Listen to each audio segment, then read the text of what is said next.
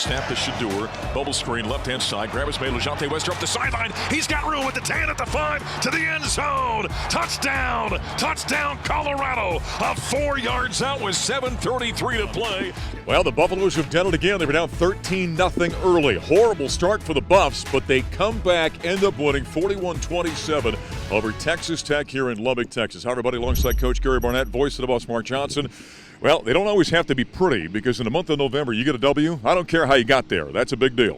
Yeah, I think Bobby said that best, is any game you win in November is important, especially when you're playing somebody where the game is as important to them as it is to you, and it was to Texas Tech. And they came out like it was that important and got right up on us. And fortunately, we responded, but it was hard. It was a game that you and I both said was disjointed. There was calls, you wonder what in the world's going on. There was plays, you wonder what's going on. But in the end, it's a November win, and I think that's what we all want. You know, the funny thing is, as explosive as this offense has been and can be, Shador Sanders, LeJounte Wester, Travis Hunter, all these sorts of guys. Gary, the last few weeks, this defense has led Colorado to victories. Yeah, right now the defense is playing outstanding, and we haven't seen that kind of defense around here in a long time. And it's adjusting. It's aggressive. 6 sacks, 3 turnovers, 10 TFLs. That was a heck of a performance by our defense. The 2 linebackers, Levante Bentley and Nikai Hill-Green. Nikai had himself a interception this ballgame. Those linebackers have been money, really, much of the season. Yeah, I agree. I think Nikai Hill-Green has been the most valuable player so far. He has really turn this defense around for us, I think. Buffaloes playing their best football in the month of November. It's amazing when you think about it. Colorado was picked, by the way, number 11 in the preseason poll. Right now, with all that's transpired, because Iowa State loses again today, Colorado's got sole possession of second place, chasing BYU. Who would have thought? But there we are. And we got 3 more to play, and all of those are hard outs. So every one of these games, it could be played just like tonight's, and I don't know if you and I can take that. I'm not sure. The one thing about it, it's an entertaining league, and every game seems to go down to the wire. There wasn't great execution down the stretch. Buffs made things more difficult probably for themselves late in this ballgame. Yeah, but you know what? You and I would have died for a game like this last year. So, but they do. They made it hard on themselves, and there's ways you can fix that. Sure. And I hope they do. By the way, as you stand here behind our cameraman Reed, there are tortillas laying on the ground. The quote of the postgame was Coach Prime saying, "Thank goodness tortillas are soft because I got thrown towards the bench." That's the head coach, Gary Barnett. Now let's start with the sideline reporter, Bobby Passamento. Throws the lob into the back of the end zone. Will Shepard goes up high, makes the grab. Touchdown!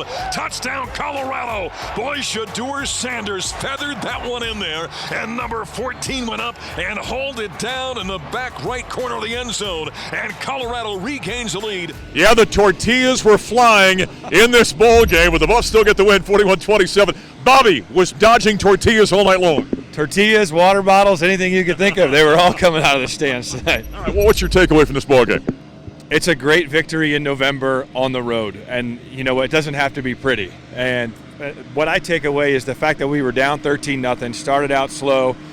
The defense made adjustments to slow them down. The offense got it figured out, and to come back and win this game when it started the way it did is super impressive, and it says a lot about what this team's capable of. I know it's easier for you being a former quarterback to talk about the offense, but this defense continues to come. They had 10 tackles for a loss. They had 6 sacks. They forced 3 turnovers, had the defensive touchdown late in the ball game. Robert Livingston and this unit have been unbelievable. I think we got to give the guys up front a ton of credit tonight. I mean, the front 7 played great. I mean, they put pressure on their quarterback. They held up a really good running back. He probably got a lot more yards than he would have if it would have been a normal game, right? He was chopping up a bunch of yards near the end of it, but yeah, Livingston's doing a heck of a job with this group right now. How about the way this thing is unfolded now? You got Utah and Oklahoma State at home. You got to play Kansas at Arrowhead.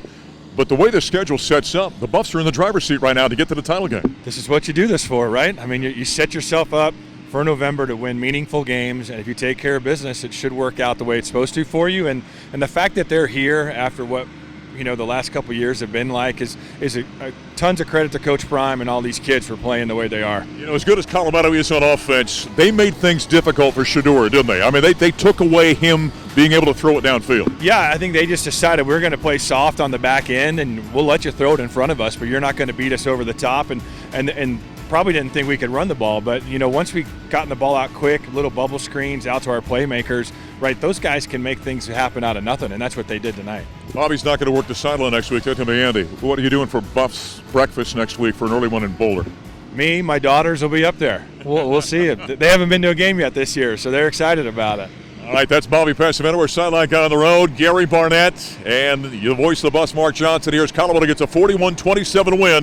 They're 7-2, 5-1 in Big 12 Conference play, with Utah coming to town next week for an early one. 10 a.m. kickoff. We'll hit the air at 8 o'clock out of Duane Field. Come by and say hi as the Buffs are making a push for a championship game appearance.